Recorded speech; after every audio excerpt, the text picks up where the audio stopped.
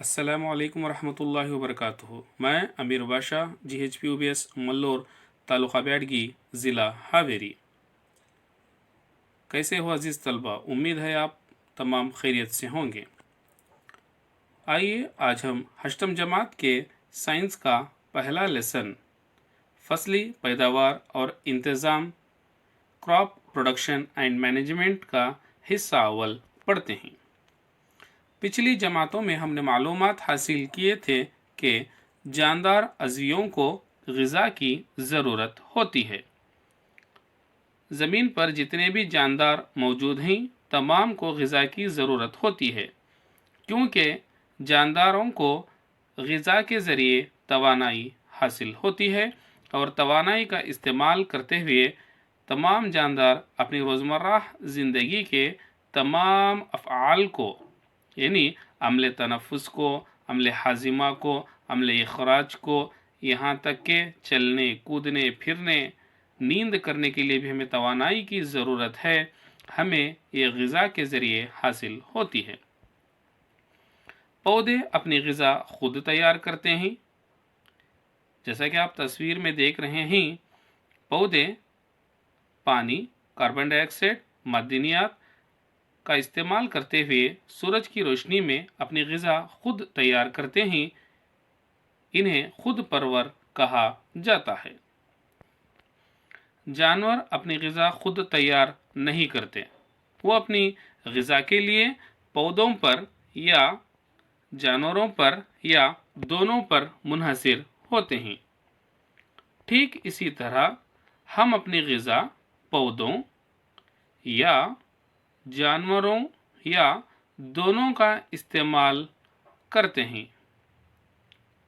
हम अपनी ग़िज़ा के तौर पर या तो पौधों का इस्तेमाल करते हैं, जैसा कि हम हमारे घरों में सब्जियों का इस्तेमाल करते हैं, या जानवरों जैसा कि बकरी का इस्तेमाल करते हैं, या दोनों का भी इस्तेमाल करते हैं। हम ग़िज़ा के ज़रिए हासिल होने वाली तवानाई का इस्तेमाल अमले हाजिमा के लिए, तनफ़ुस के लिए और इखराज जैसे मुख्तलिफ अमलों की अंजाम दही के लिए इस्तेमाल करते हैं। यानी हम अपनी ग़िज़ा के ज़रिए हासिल होने वाली तवानाई का इस्तेमाल इन तमाम अफ़आल को, इन तमाम कामों को अंजाम देने के लिए करते हैं, जैसा कि चलना फिरना, उठना बैठना, नींद करना, यहाँ तक कि तमाम के तमाम अफ़आल को हमें तवानाई की ज़रूरत है, तो हमें ये तवानाई ग़िज़ा से हासिल होती है। तो हमने देखा कि ये तवानाई हमें ग़िज़ा से हासिल होती है और हम ग़िज़ा के लिए पौधों पर मुनहसिर हैं। एक बहुत बड़ी आबादी को ग़िज़ा फराहम करने के लिए हमें एक मुस्तकिल पैदावार की और मुनासिब इंतज़ाम की ज़रूरत है। पूरी दुनिया में बहुत बड़ी आबादी है। इन तमाम आबादी को ग़िज़ा फराहम करने के लिए हमें एक मुस्तकिल निज़ाम की ज़रूरत है। इसे हम ज़राअत कह सकते हैं।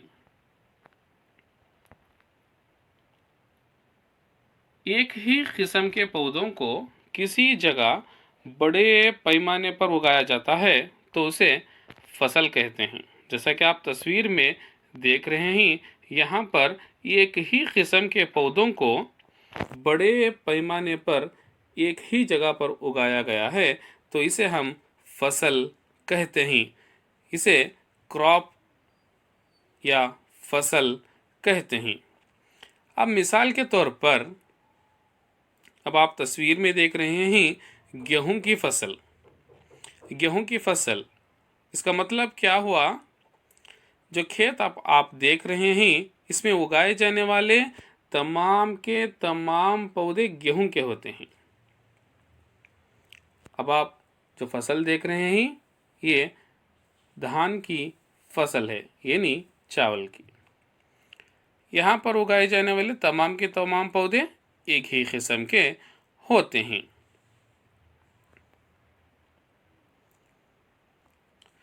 فصلیں مختلف قسم کی ہوتی ہیں، جیسے اب آپ تصویر میں دیکھ رہے ہیں، اناج بھی ہو سکتا ہے، سبزیاں اور پھل۔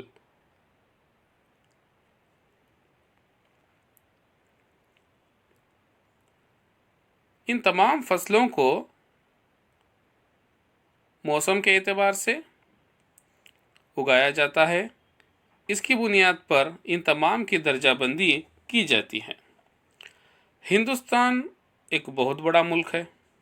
یہاں درجہ حرارت، رطوبت اور بارش جیسے موسمی حالات ایک جگہ سے دوسری جگہ بالکل مختلف ہوتے ہیں، جیسا کہ ہم ہماری روزمرہ زندگی میں دیکھتے ہیں۔ یہاں پر اگر آپ کے گاؤں میں بارش ہو رہا ہے تو بازو کے گاؤں میں بارش نہیں بھی ہو سکتا ہے، وہاں دھوپ بھی دکھ سکتی ہے۔ لہٰذا ملک کے مختلف حصوں میں مختلف قسم کی فصلیں اگائی جاتی ہیں، کیونکہ ہندوستان میں مختلف حصوں میں مختلف درجہ حرارت ہوتی ہے، مختلف رطوبت ہوتی ہے، اور بارش کا نظام بھی الگ الگ ہوتا ہے۔ کسی جگہ زیادہ بارش ہوتی ہے تو کسی جگہ کم بارش ہوتی ہے۔ اس کی بنیاد پر ہمارے ملک میں مختلف حصوں میں مختلف قسم کی فصلیں اگائی جاتی ہیں۔ اب آپ تصویر میں دیکھ رہے ہیں کس طریقے سے ہمارا ملک ہندوستان میں مختلف علاقوں میں مختلف درجہ حرارت، رطوبت اور بارشوں کو ہمیں دیکھ سکتے ہیں۔ اس چارٹ کی مدد سے ہم موسم کی جانکاری حاصل کر سکتے ہیں۔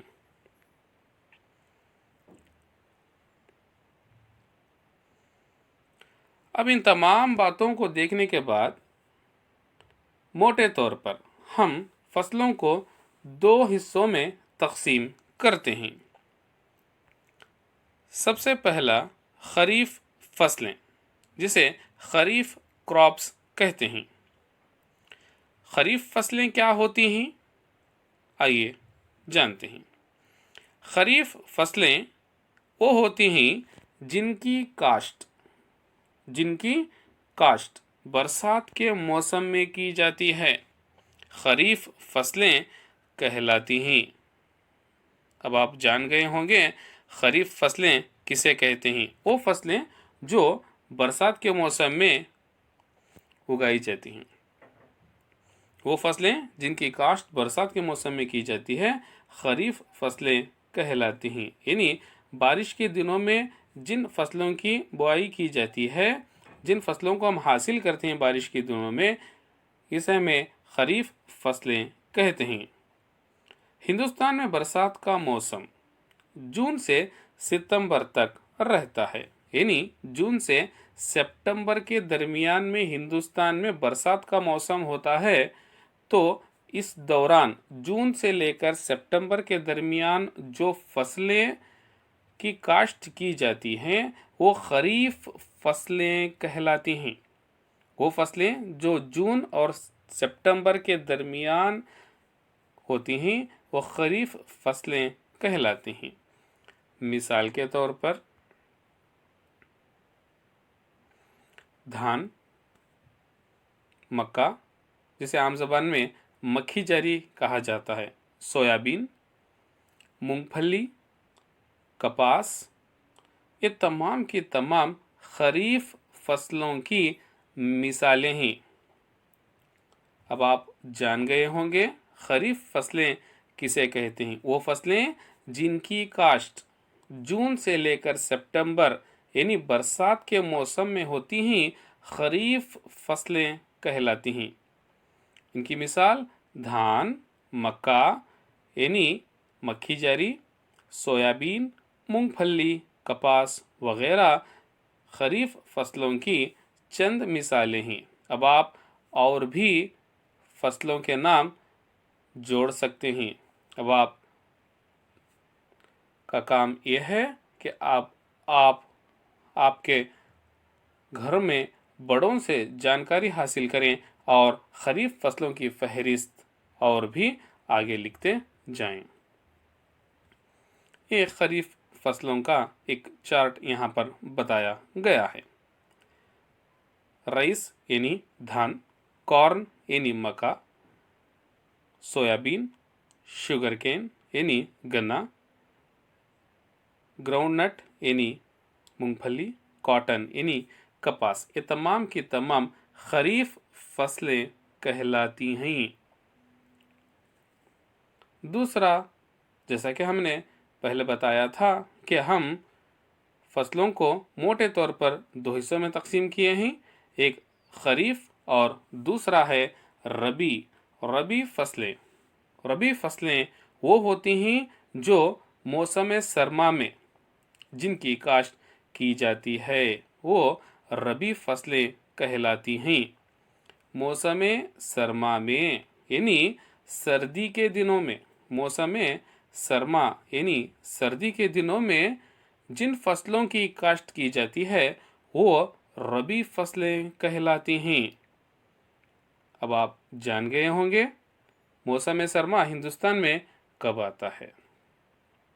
मौसम सरमा नवंबर, दिसंबर, जनवरी से होता है। मौसम सरमा में जिन फसलों की काश्त करते हैं वो रबी फसलें कहलाती हैं।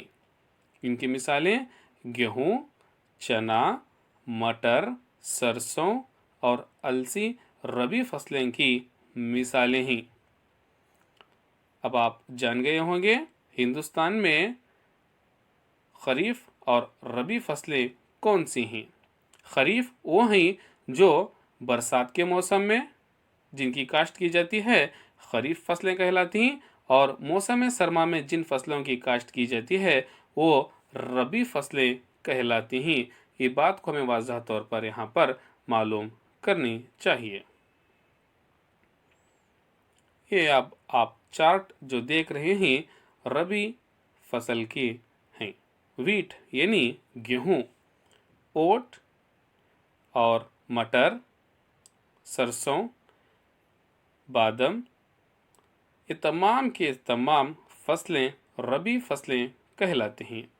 अब आप इन चार्ट की मदद से और फहरिस्त भी बढ़ा सकते हैं।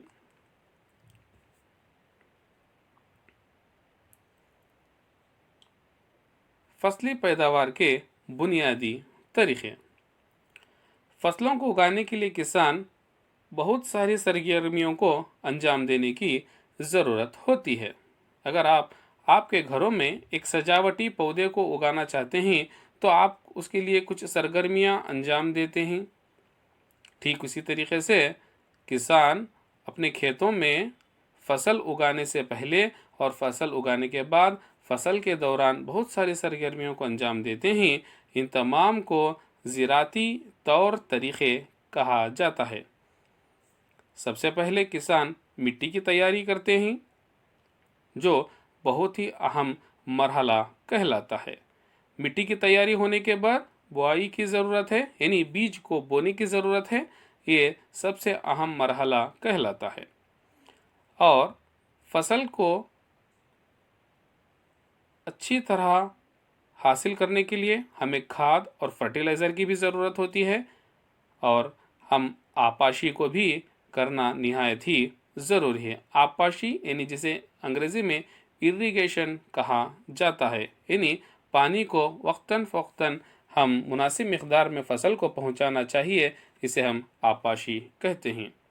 खुर्द पौधों से हमारी फसल की हिफाजत करना है, ये पांचवा मरहला कहलाता है। इसी तरीके से फसलों की कटाई, फिर ज़ख़ीरा साजी, इसके मुताल्लक़ से हम हिस्सा दुआ में तफसील से मालूमात हासिल करेंगे इंशाअल्लाह।